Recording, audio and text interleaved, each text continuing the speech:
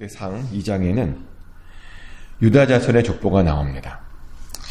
지난 토요일에도 말씀드렸다시피 역대기의 주인공은 다윗과 솔로몬입니다. 그래서 역대기에서 가장 중요한 지파는 유다 지파이고, 그러다 보니 그 유다 지파의 족보가 가장 먼저 성경에 등장합니다. 오늘 본문을 보면 유다 지파의 시조인 유다에게는 총 5명의 아들이 있었음을 보게 됩니다. 하지만 유다의 첫 번째 아들과 두 번째 아들은 하나님 보시기에 악을 행했고, 그래서 하나님의 손에 죽임을 당했다고 합니다. 그럴 수도 있죠. 악을 행했고 죽임 당했다. 흔한 이야기입니다.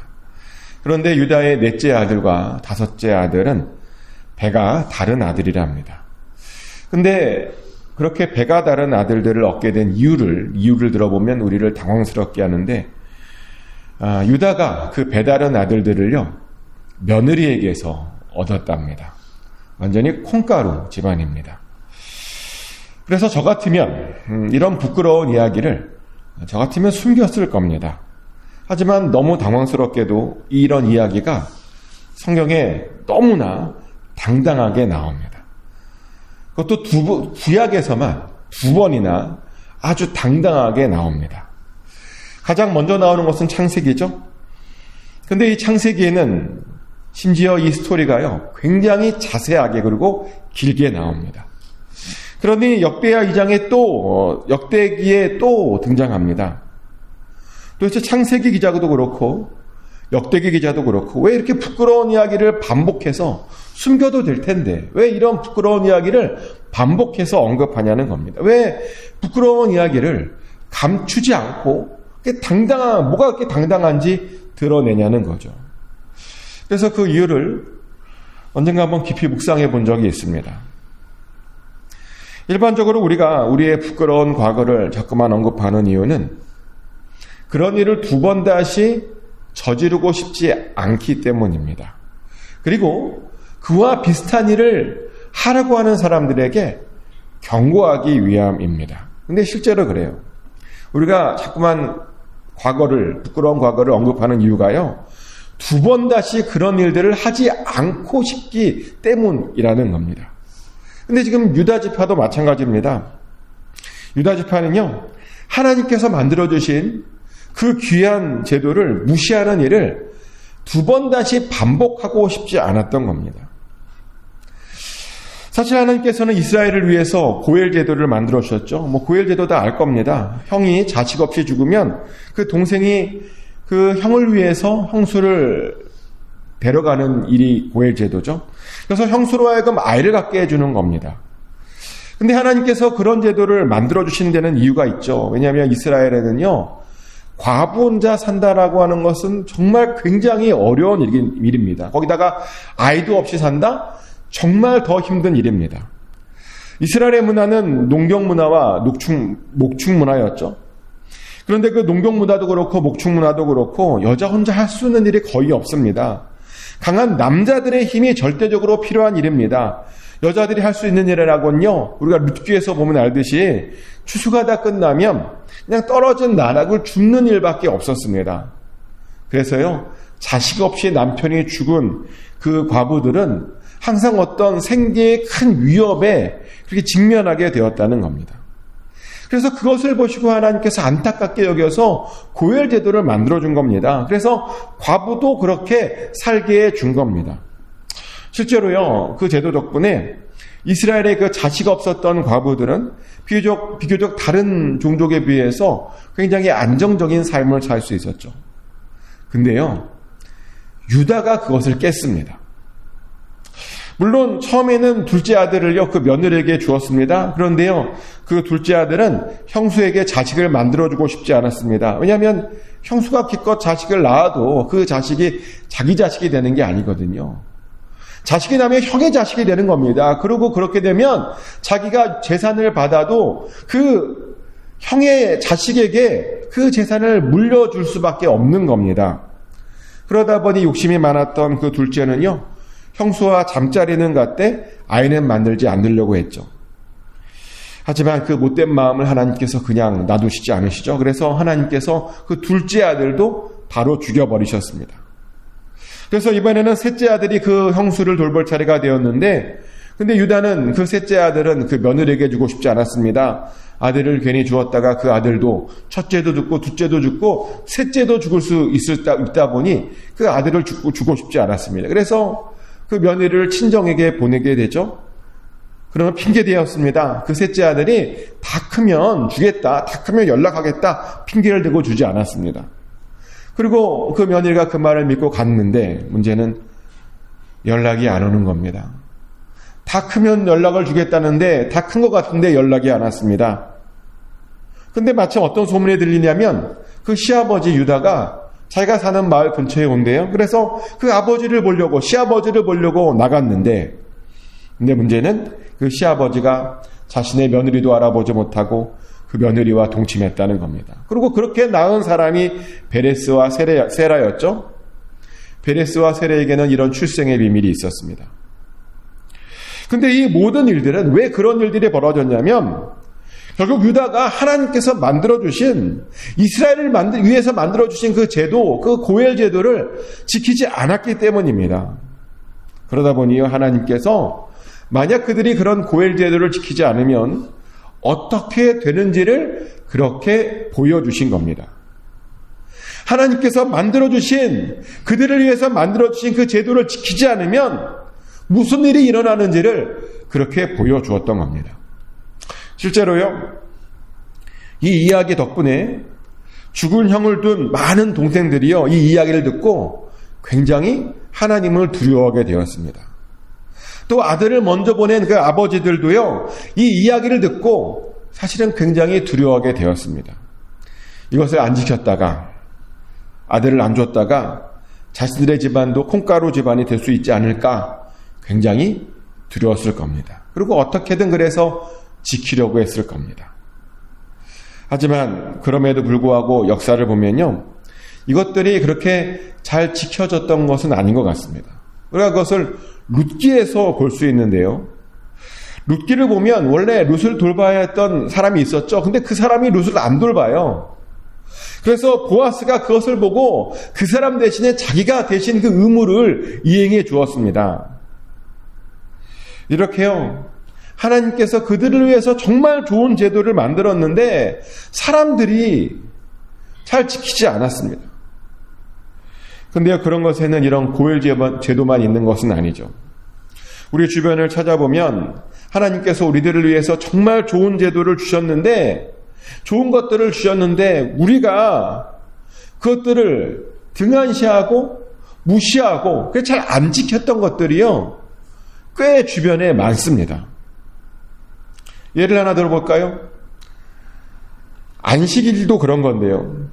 하나님께서 우리들에게 왜 안식일을 주셨습니까? 어떤 사람들은 하나님께서 하나님을 위해서 안식일을 만들었다라고 오해하는데, 아니요. 안식일은 하나님을 위해서 만들어진 제도가 아닙니다. 우리들을 위해서 만들어 주신 겁니다. 그 안식일에 좀 쉬라고, 쉬면서 가라고, 그리고 쉬면서 창조주 하나님을 기억하고 창조주 하나님께 예배드리라고 우리에게 안식일을 만들어 준 겁니다. 그래서 우리는요, 우리들을 위해서, 하나님께서 우리들을 위해 만들어주신 그 안식일을 쉬면서 예배드리고 이렇게 편안하게 쉬면 됩니다. 근데요, 어떤 분들은 그 안식일에 잘 못 쉬어요. 참 희한하죠? 못 쉬어요. 특별히 가게를 가지고 계시는 분들이 자주 못 쉬더라고요. 이게 뭐라고 말하냐면, 쉬어도 된다 그랬더니 안식일에 쉬면 손해가 많대요. 손해를 볼 수 없으니 안식일에 못 쉰답니다. 근데 거기까지는 좋은데, 그러면서 어떤 사람들은 교회를 못 나오고 그러다가 교회를 떠나는 사람도 있더라고요. 안식일에 못 쉬다 보니까. 하나님께서 우리를 위해서 만들어주셨는데 그것을 못 쉬다 보니, 못 누리다 보니 나중에는 하나님을 떠나버렸다는 겁니다. 그런데요, 안식일에 문 닫아도 돼요. 문 닫는다고 가게 안 망합니다. 안식일에 하나님을 위해서 문을 닫았는데 하나님께서 그 가게에, 살아계신 하나님이신데 그 가게를 문 닫게 하겠습니까? 살아계신 하나님이잖아요, 우리 하나님은. 그래서요, 열어야 산다라고 하는 그런 생각은요, 사실 굉장히 믿음 없는 행동들입니다. 또 하나님께서 우리들에게 또 주신 것 중에 또 뭐가 있냐면요. 교회라고 하는 기가 막힌 선물도 주셨습니다. 교회가 기가 막힌 선물이냐? 네, 교회는요. 우리가 이 땅에서 하나님의 나라를 경험할 수 있는 정말 기가 막힌 하나님의 선물입니다. 우리가 하나님의 나라를 표현하는 말 중에 이런 말이 있어요. 이미와 아직. 혹시 들어보셨나요? 하나님의 나라는 이미와 아직 그 사이에 있다. 이미 하나님의 나라가 임했답니다. 그런데 아직은 완벽하게 임한 것은 아니랍니다. 그런데요, 그때 하나님의 나라가 어떻게 이미 임했냐면 교회를 통해서 임했다라고 사람들은 말합니다. 하나님께서 이 땅에 사는 우리들도 미리 하나님의 나라를 경험해보라고 우리들에게 교회를 선물로 주셨다는 겁니다. 그래서 우리들은 당연히 하나님의 나라를 꿈꾸는 사람들은 당연히 교회 안에서 하나님의 나라를 누려야 됩니다. 교회 안에서 하나님의 나라를 경험해야 됩니다. 하지만 어떤 사람들은요, 교회 안에서 하나님의 나라를 경험해야 되는데 교회가 타락했다라 그러며 교회 안으로 들어오는 것을 거부하는 사람들도 많습니다. 교회가 변질됐답니다. 교회가 아니랍니다. 물론 어떤 교회는 그렇기도 해요. 하지만요, 모든 교회들이 다 변질된 것은 아닙니다. 모든 교회들이 다 타락한 것은 아닙니다. 그래서 성도의 가장 중요한 의무는 변질되지 않고 타락하지 않은 교회를 찾아내는 것, 사실 그것도 성도의 아주 중요한 의무 중에 하나입니다. 그러면서 그 교회를 통해서 하나님의 나라를 경험해내야 합니다. 그리고 혹시라도 그런 교회를 찾지 못하면 그럼에도 불구하고 교회 안에 들어가서 그 교회를 바꾸어내야 합니다. 그렇게 하나님의 나라를 세우고 하나님의 나라를 경험해야 됩니다. 그것이 하나님께서 우리들에게 교회를 주신 그런 이유 중에 하나입니다. 이렇게 하나님께서는요, 우리들에게 이미 좋은 것들을 많이 주셨습니다. 그래서 우리들은 그런 것들을 잘 지키고 잘 사용해야 됩니다. 그리고 우리가 그것들을 사용하면서 또 잘 지키면서 절대로 잊지 말아야 하는 것이 하나 있는데요. 뭐냐면 하나님께서 이 모든 것들을 우리에게 왜 주셨나? 우리를 사랑해서 주셨다라고 하는 사실을 우리는 절대로 잊지 말아야 됩니다. 안식일 왜 주셨나요? 우리를 사랑해서 주셨습니다. 교회 우리들에게 왜 주셨습니까? 우리를 사랑해서 주신 겁니다. 고엘제도 왜 이스라엘에게 주셨습니까? 이스라엘을 사랑해서 주셨습니다. 다 모두 사랑해서 하나님께서 주신 겁니다. 사랑에 만들어진 제도인데 근데 그런 걸 알지 못하고 불편하다고 무섭다고 지키지 않았습니다. 그래서 하나님께 경고하신 겁니다. 그것이 그들을 위한 것이라고. 지켜야 된다고. 연약한 자들을 지켜야 된다고. 어떻게든 소외된 자들을 돌봐야 된다고. 그렇지 않으면 유다 지파처럼 말도 안 되는 일을 경험하게 될 것이라고 그렇게 그들에게 경고한 겁니다. 그리고 그것을 위해서 이렇게 구약에 자세하게 그 일들을 자세하게 기록해 둔 겁니다. 근데 이렇게 말했더니 어떤 분이 그래요. 그건 알겠는데, 근데 그것을 안 지키려다가 일어난 결과치고 유다 가문이 근데 생각보다 너무 잘 풀린 것 같다고 그런 말을 해요. 물론 그래요. 그걸 안 지켰는데 결과는 기가 막혀요. 무려 그 집안에서 다윗이 나왔죠. 무려 그런 집안에서 예수님도 나왔습니다. 근데 어떻게 그럴 수 있는가? 사실 그러기 때문에 이 이야기는 우리에게요, 다시 한번 아주 큰 위로를 줍니다. 우리는 흔히 어떤 실수를 하고 큰 문제를 우리가 일으키면 그 문제와 실수들이 우리의 인생을, 나머지 인생을 아주 어렵게 만들고 엉망으로 만들 것이다 라고 우리는 오해합니다. 지금 실패하면, 지금 뭔가 이걸 완전히 무너지면 다시는 일어나지 못할 것이라고 우리가 오해하고 절망에 빠지고 우울해하고 그런 사람들이 많습니다. 근데 아니에요. 하나님께서는요, 지금의 우리의 실패 때문에 우리의 인생을 완전히 실패로 이끄는 그런 분이 아니십니다. 지금 실패했더라도, 지금 넘어졌더라도 다시 일어나게 하시는 분이, 그리고 마침내는 최후 승리를 주시는 분이 바로 우리 하나님입니다. 우리가 그것을 확인할 수 있잖아요. 유다 지파를 통해서 확인할 수 있었잖아요. 유다가 얼마나 당했겠어요. 그런 일이 벌어지고. 이제 우리 집안은 끝났구나. 어쩌면 그렇게 생각했을런지도 모릅니다. 근데요, 끝난 게 아니었어요. 그것이 실패가 아니었다는 겁니다. 그러니 우리들도 실패했다고, 넘어졌다고 절대로 좌절할 필요가 없습니다. 하나님께 계속 붙어 있으면 하나님께서 다시 기회를 주십니다. 그리고 다시 기회를 우리가 붙잡고 일어나면 하나님께서 우리와 끝까지 함께 해주시고요, 더 크게 사용해 주십니다. 그래서 우리는요, 넘어졌더라도 무엇을 신경 써야 되냐면 하나님께 계속 붙어 있는 것만 신경 쓰면 됩니다. 하나님 손 계속 붙들면 됩니다. 하나님의 옷자락이라도 계속 붙들려고 그렇게 노력하면 됩니다. 그러면요, 유다 가문처럼 우리도 다시 일어날 수 있습니다. 유다 가문처럼 그렇게 크게 쓰임받을 수 있다는 겁니다.